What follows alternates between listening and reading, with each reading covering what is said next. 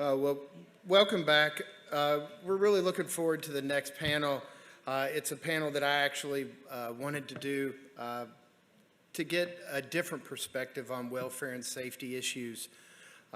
We tend to hear a lot from the same people, and that's not a problem because that's their area of expertise, but we do have a growing generation coming into the game, into the sport, and taking care of the animals we love. So in addition to her keep work, Annise is also the president of Amplify.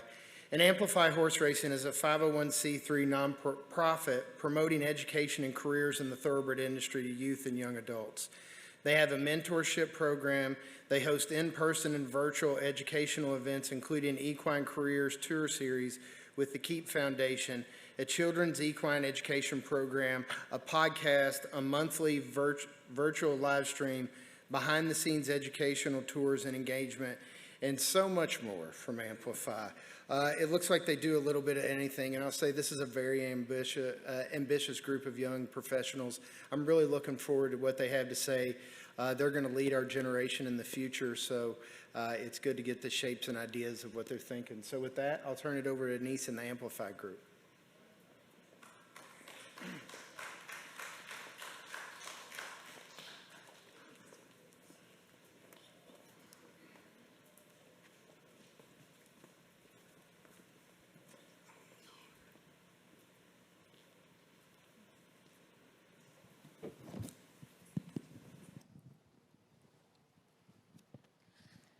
Thank you so much, Jamie, and thank you to everyone for giving us this opportunity today to lend this perspective on what youth and young adults who are coming into the industry are thinking about welfare and safety of the racehorse. And so just kind of reiterating what Jamie had mentioned, Amplify seeks to promote education and careers in the industry, but we, at the core of what we do, we want to educate.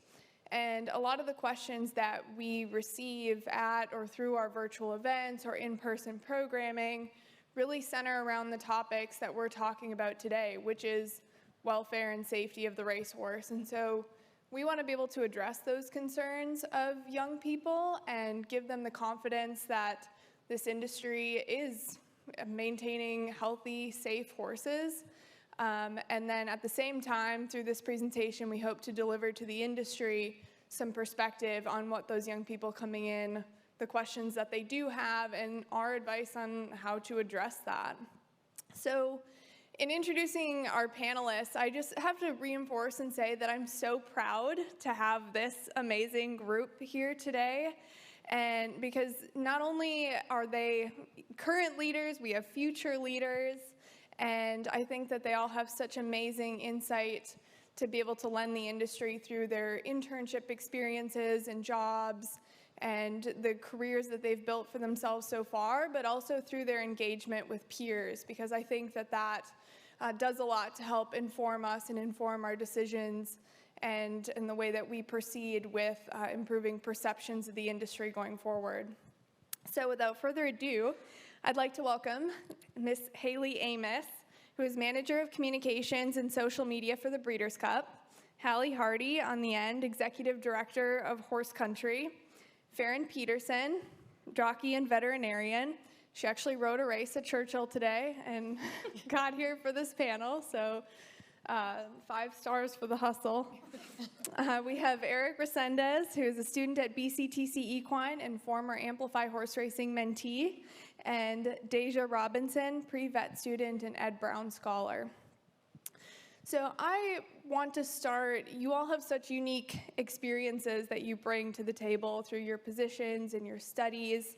So I really want to start with sharing some anecdotal evidence on either questions or concerns that you have all had presented to you, or engagement with your peers that has kind of stood out to you. And Hallie, I'm going to start with you because social media is really at the forefront of everyone's minds right now when it comes to information sharing, and also that is a place where many young people express concerns or they advocate on behalf of something or they air grievances. So I'd love to hear from you. What are some of the most common questions and concerns that you've had to address through social media about the industry? Yeah, so oftentimes, in particular for the Breeders' Cup, a lot of questions we receive are questions regarding what sort of safety and procedure precautions we take in advance of the Breeders' Cup races. And that's always a fun question because Breeders' Cup's #1 priority is the safety of the thoroughbred athlete. And so leading up to the Breeders' Cup, we do multiple rounds of out-of-competition testing, and we, prior to that, we also do a blood test work prior to the final race of the Breeders' Cup. And then once the race takes place, then we'll test all 4 of the horses that finish in the top 4. Additionally, we have equine safety that people might not be aware of, and that takes place 24-hour surveillance watch on Tuesdays prior to the Breeders' Cup. So all of these things that we do are things that maybe not everyone gets to understand.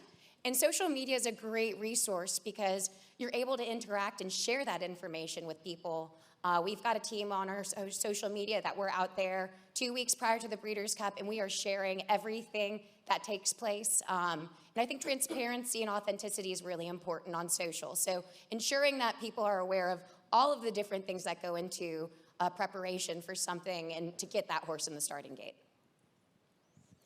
Ferrin, you had a very unique and busy vet school experience, and that's when you were starting to get involved in the thoroughbred industry, initially exercise riding and then becoming a jockey. So what were some of the reactions from your fellow students as you got involved in the industry, and how did you address that? Yeah, so I was a veterinary student at UC Davis, and halfway through I started riding races, and I think it was helpful that I had 2 years to just work with my colleagues, and they could see my dedication to veterinary medicine, and every school break I would be off traveling, doing thoroughbred internships, and all of a sudden they see now I'm riding races. And I had several different colleagues approach me on my own time and just say, how is it that you feel okay with, riding racehorses? Isn't that harmful to the animals? And isn't that against your ethics? So to be able to have those personal relationships and that they have the comfort and respect for me to be able to have those conversations.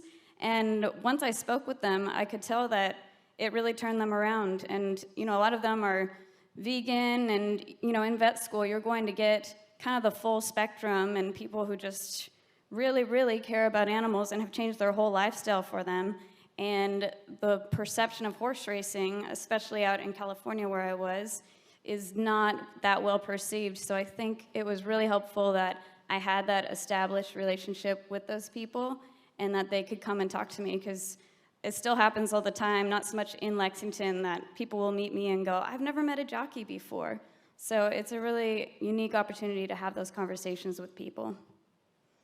Yeah, certainly having a conversation can go a long ways in developing understanding between two people who might not have had that understanding before. And Deja, I understand that vet school is your aspiration, that you would love to work as a vet in the thoroughbred industry.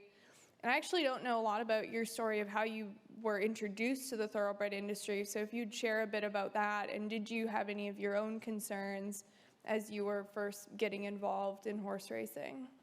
Yes, so being from Georgia and also coming from primarily a sport horse background, I knew little to nothing about racing. I would hear about it, but I really wasn't exposed to it until I transferred to the University of Kentucky. In 2019, I was able to come out and actually see what the racetrack was like. So I had many questions. The first question was, how in the world do they monitor all of these horses? And I didn't really know what a regulatory vet did. I had more of an understanding of like a private or what would be like an attendant vet did, but I had no idea about the regulatory side until I did some of my internships with the KHRC and the Stronach Group. So that was my first question. And then secondly, I knew that racing was a global industry, so I was curious to know if these rules and protocols applied across the states and then in different countries. I was very shocked when I found out that it didn't initially. And then Another question that I had, so I knew vets were responsible for the care of horses, but I saw that there were so many opportunities and avenues in the industry, so I was curious to know the role that other positions such as the trainers, owners, jockeys, stewards, track maintenance had in relation to equine welfare and safety. And I grew to learn that it all relates and that everybody's responsible for ensuring that these horses are taken care of.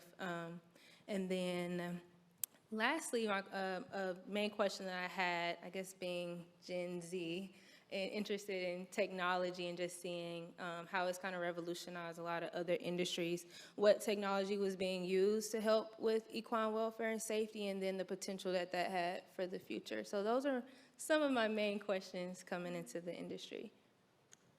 You know, it's really interesting. I'm going to ask Eric momentarily to talk about being a Keeneland College ambassador, but Amplify the last couple of years has given these mini paddock tours during Keeneland College Scholarship Day.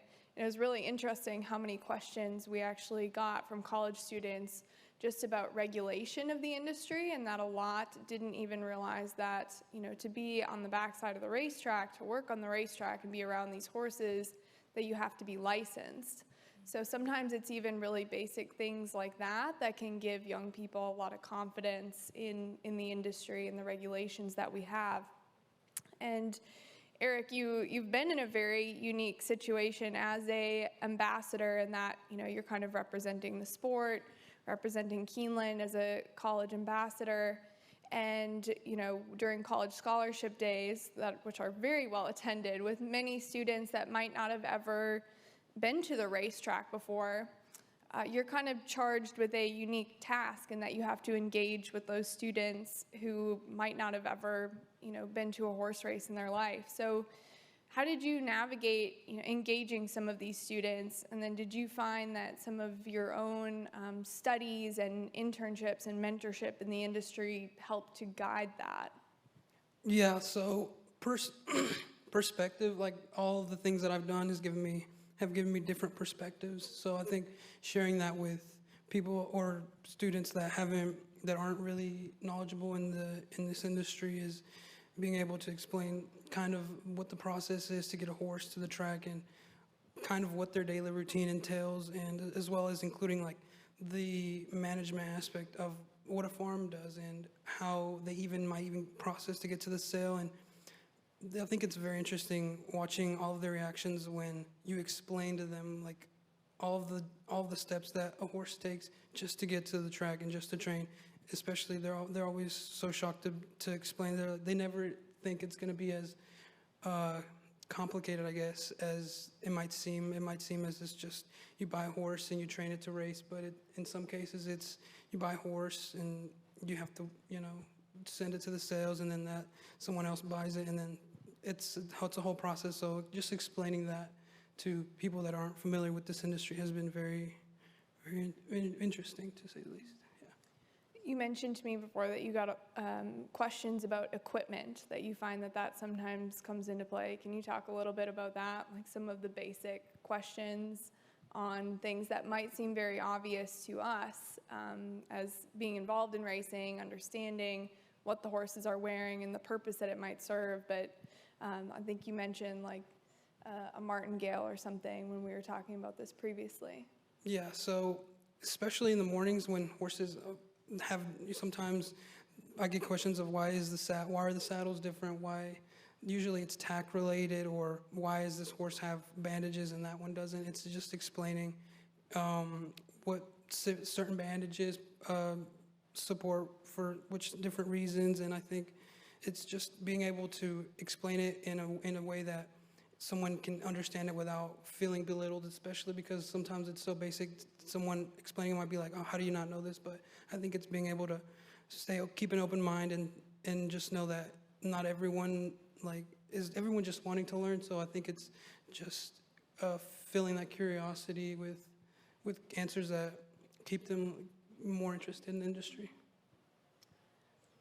So I'm going to present the next couple questions to all of you guys, actually, and I'm going to start with you, Hallie. If you all had to summarize why is welfare and safety at the front of mind for young people who are getting involved in the industry?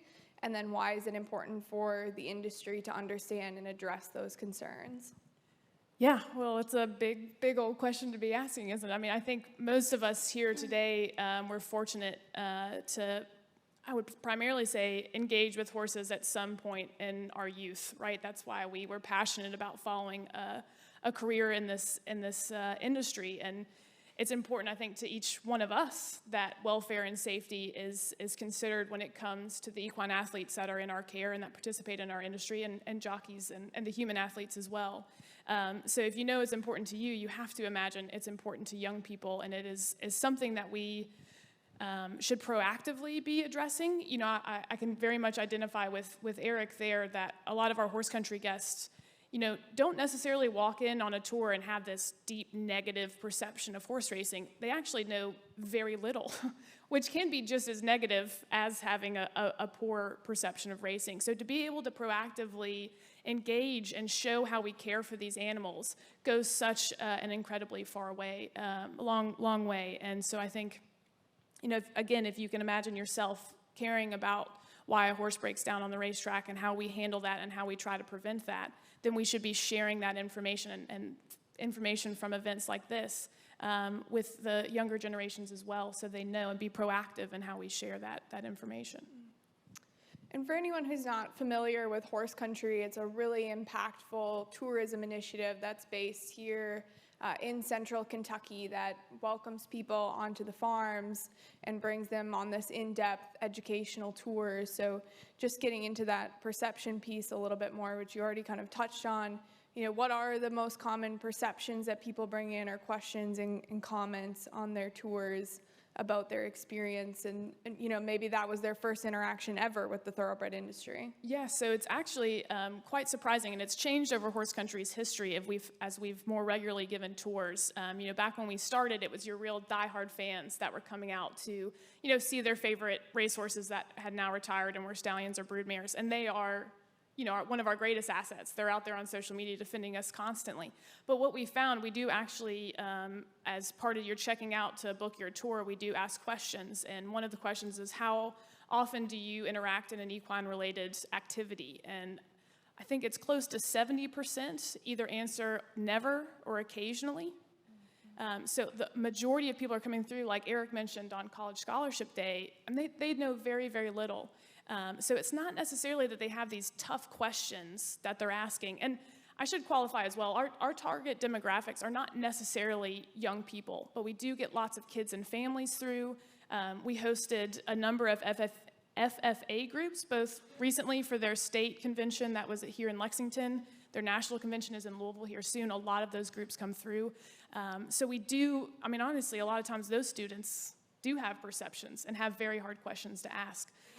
So our farms being able to not only just say this is what we do, but directly show it and let the students and young people and our guests interact with it. And we're lucky to have several aftercare members, so New Vocations, the Secretariat Center, the Equine Adoption Center, as well as our 2 vet clinics here offer tours. So to be able to really show that whole life cycle from day one to day end of how we take care of our horses. And again, it's just this proactive thing. We're answering questions before a guest even knows to ask them.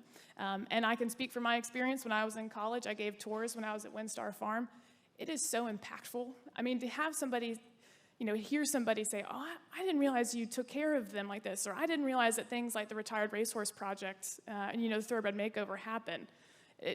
You know, for me as a young person, it makes me very proud to be part of this industry when we can speak to initiatives like those.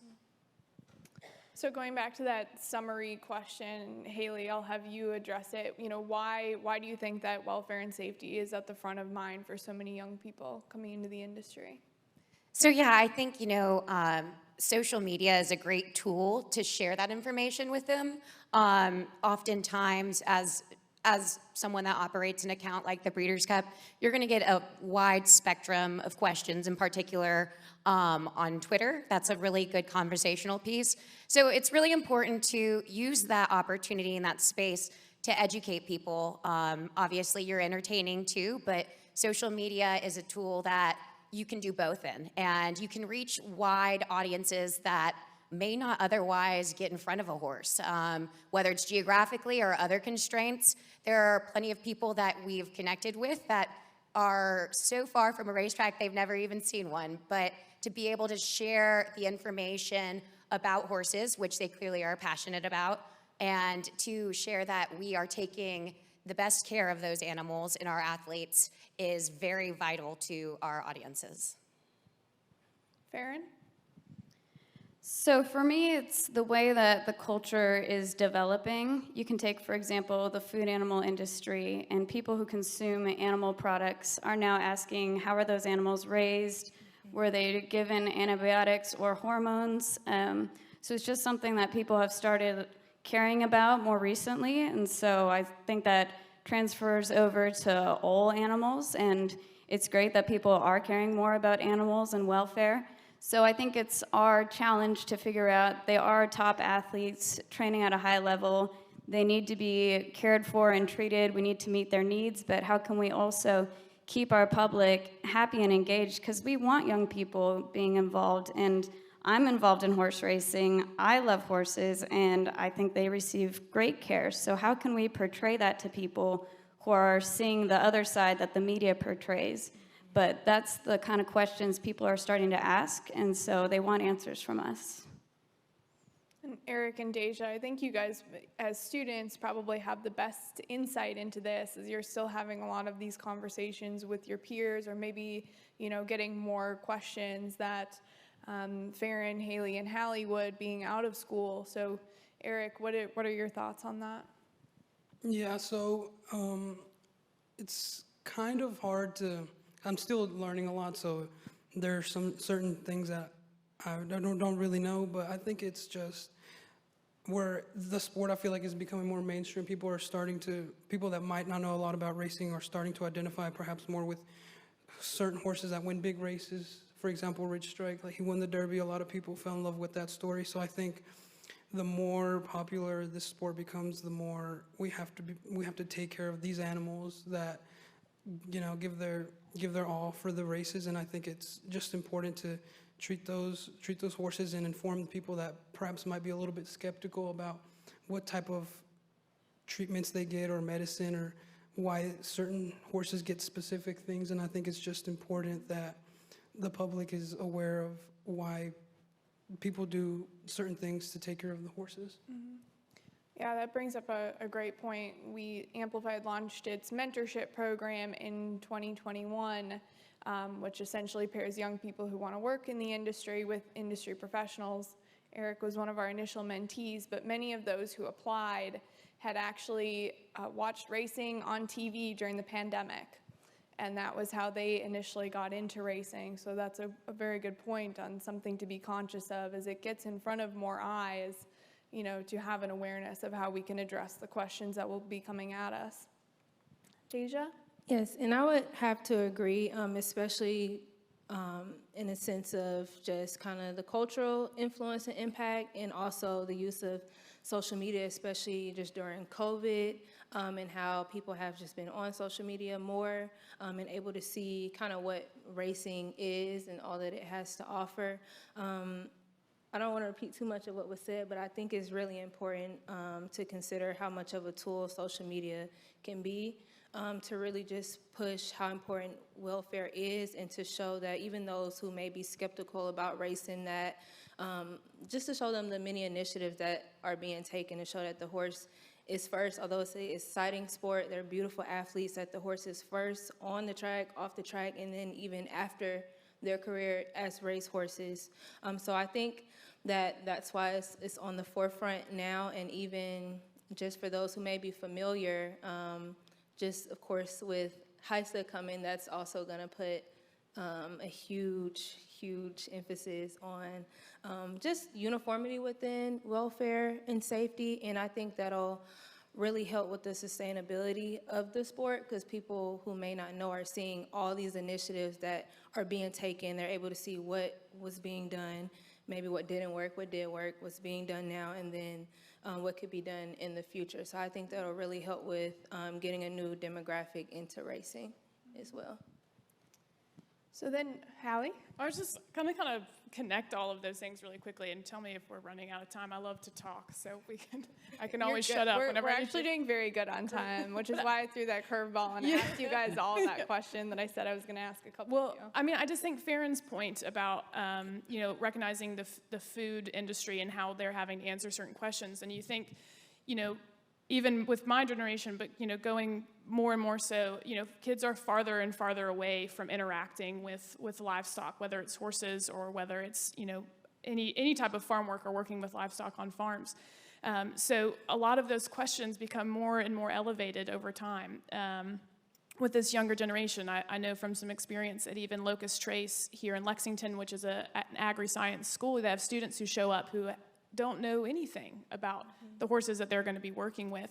But I think, to your point as well, that's where social media becomes such an important asset. And I think, talking what you said, one of my favorite words is edutainment.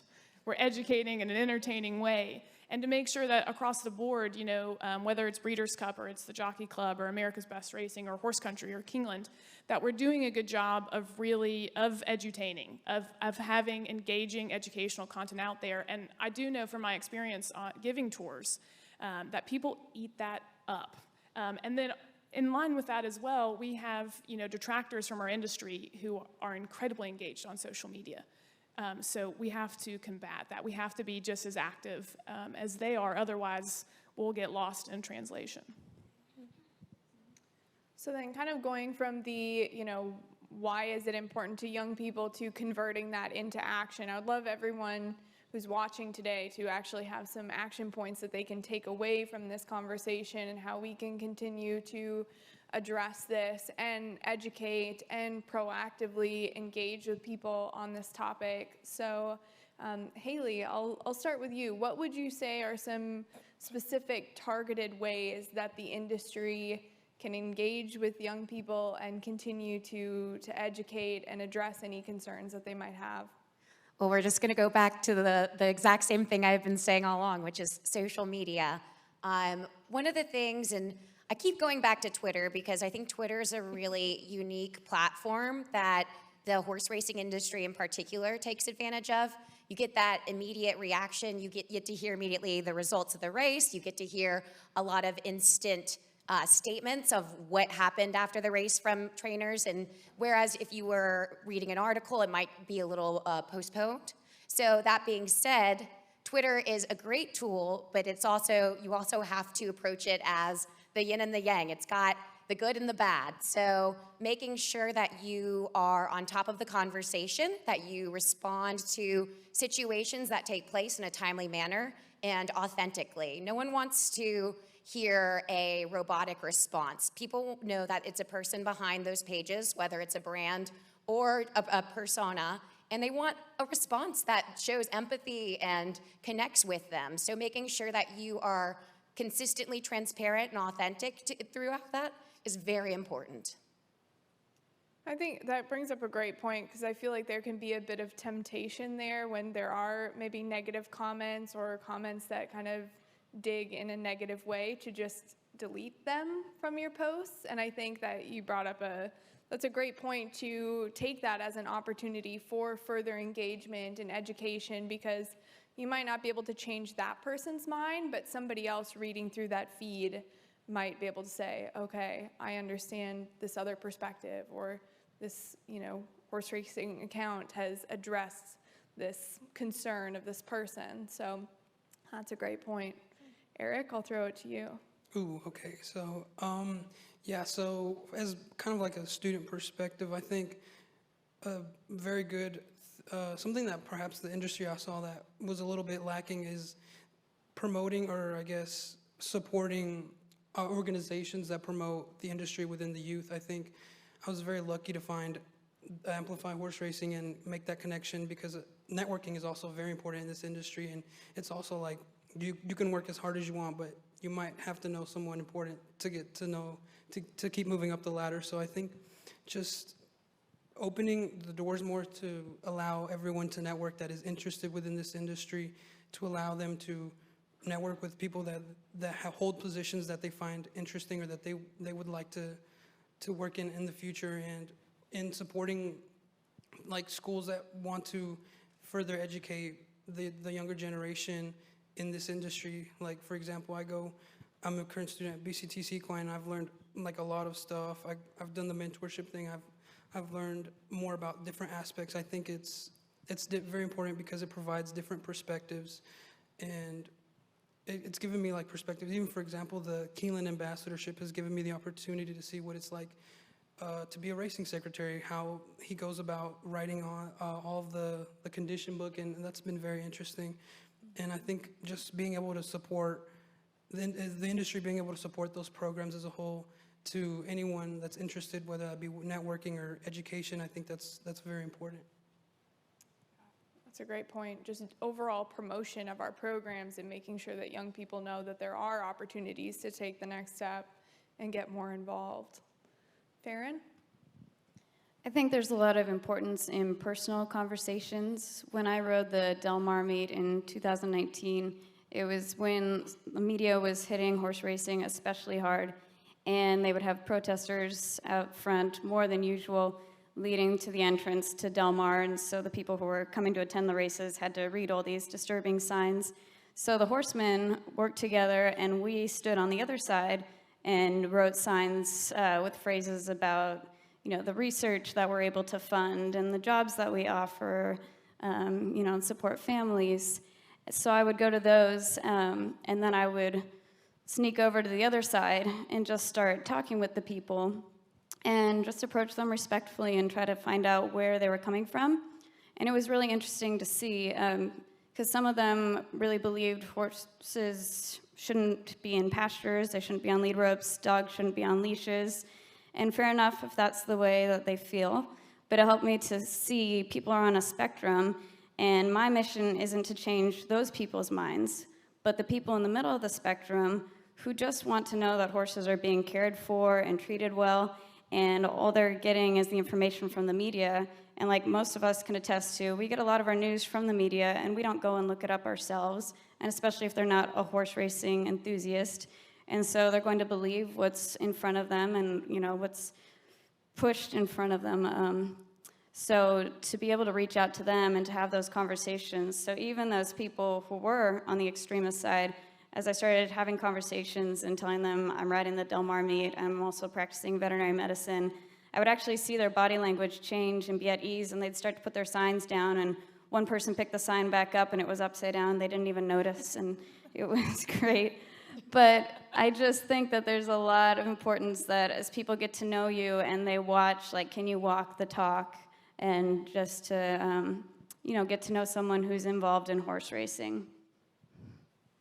I mean, even just to add to that point, you mentioned data at some point in there, and like this event in and of itself provides us so many amazing points and pieces of data and tangible research that can be shared with people. And that is something really concrete to show someone that shows that we care. Deja?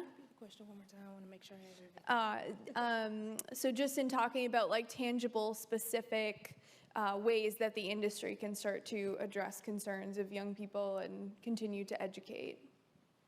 I think it's just going back to kind of, as we stated, with being transparent and not being on the defense of people who don't understand, like not just being angry, but just taking that time to say, okay, this is what actually goes on, because a lot of people in the industry have been raised in the industry, they just kind of know it in and out, but for a newcomer, it can be very overwhelming.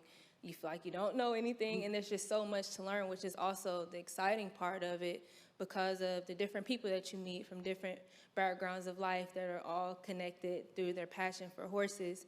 So I think just kind of moving with times, and what we've been talking about with change, being okay with understanding that that comes along with that. So just really being willing to use different avenues and be intentional about targeting people so they can have that exposure, whether it's through just having tours, or if it's somebody who's interested, like me being a vet, different organizations showing what a vet does, or even just what at a track, what the racing secretary does, what the stewards do, just really showing all the opportunities that are there and being transparent about that. Yeah, Absolutely. Hallie? This is my favorite question because I get to shamelessly plug horse country. No, I mean, in all sincerity, everything that we've kind of talked about here takes time and takes dollars, right? And so a lot of our organizations, and especially those at the top, have been spread really thin in terms of what they can cover, right? But now we have horse country. We have Amplify.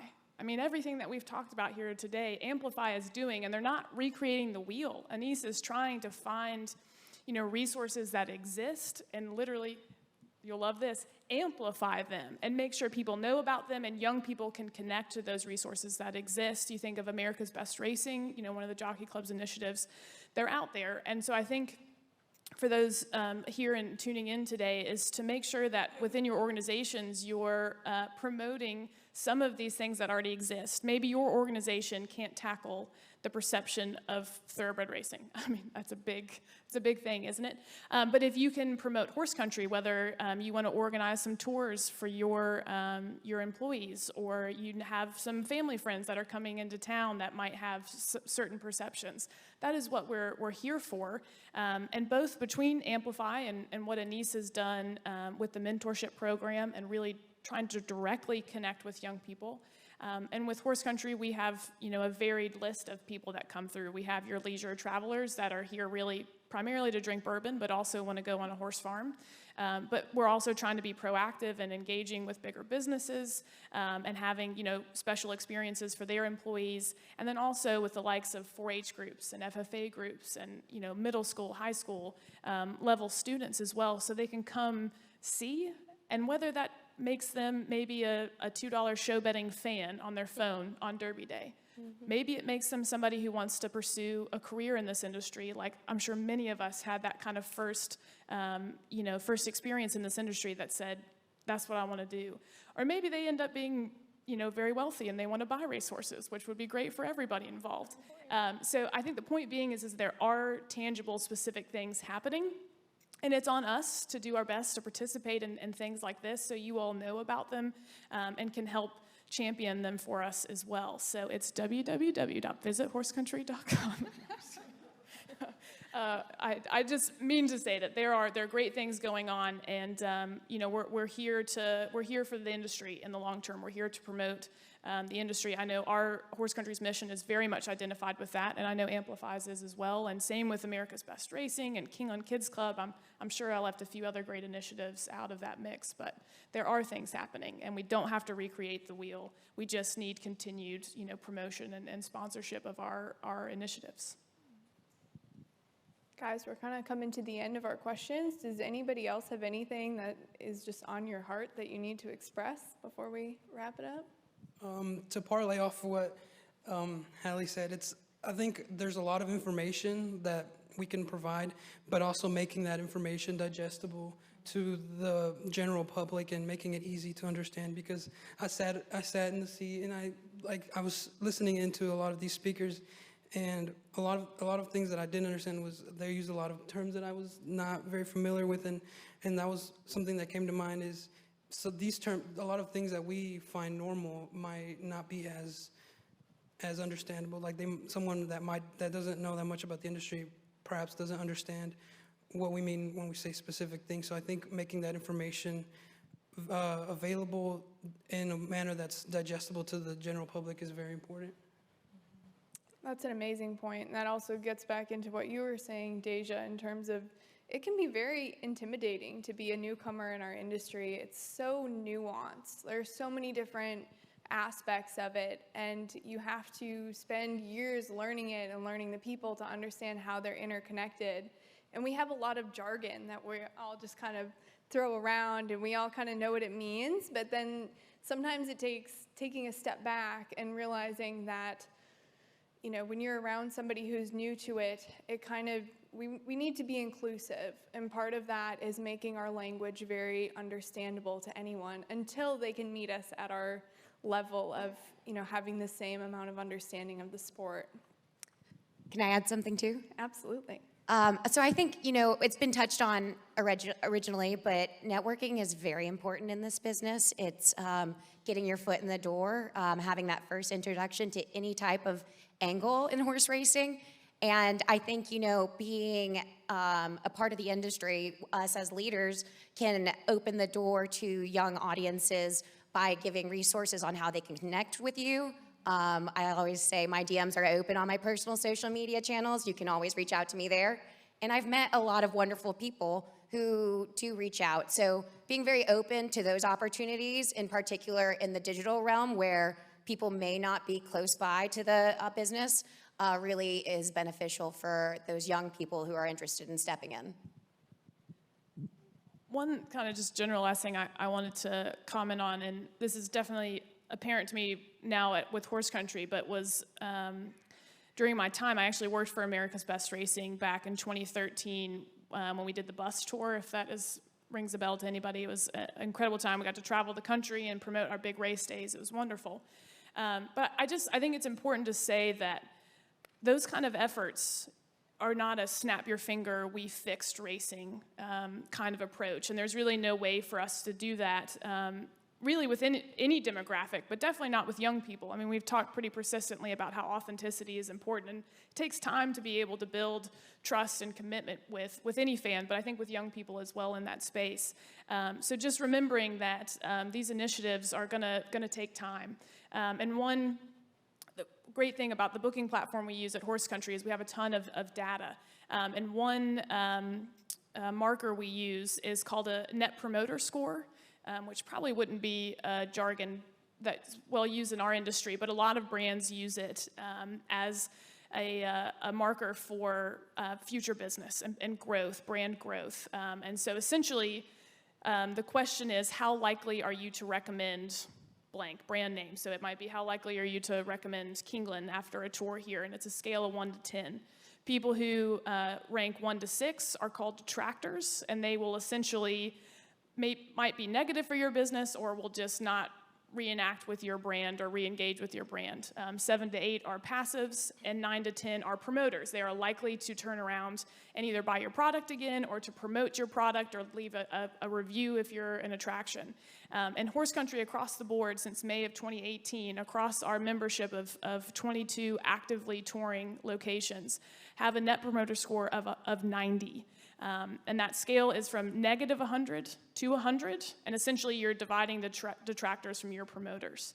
So across the board, our members have a 90 NPS rating, which means that people love interacting with those individual brands, with those locations, and are likely to turn around and become ambassadors and promote that experience, which has to be a long-term positive impact for our industry. And I would say from my time with America's Best Racing, those that we got to host at the racetrack and go through a forum with them and really engage with them in the racing product all have a phenomenal time. They enjoy it very much so. And health and welfare and safety being a part of that too.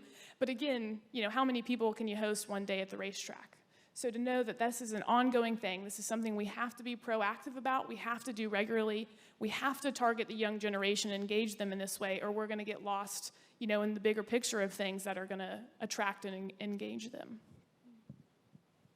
Great points, guys. Thank you all so much for being involved in the panel today. I'm really excited to bring a lot of these thoughts and ideas into the dialogue that Amplify is having with young people.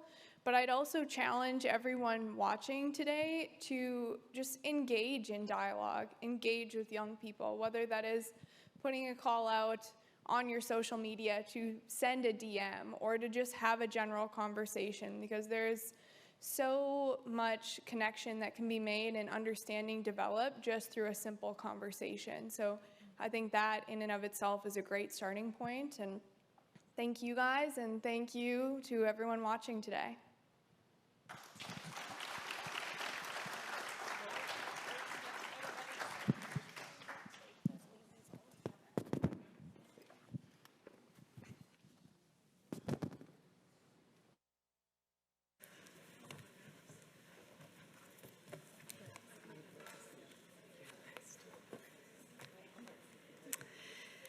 And just like that, we are on to the final presentation of the day. Encompass Solutions is a system used by the majority of racing organizations to run their racetracks and meets, providing a centralized platform to organize data. From before horses ship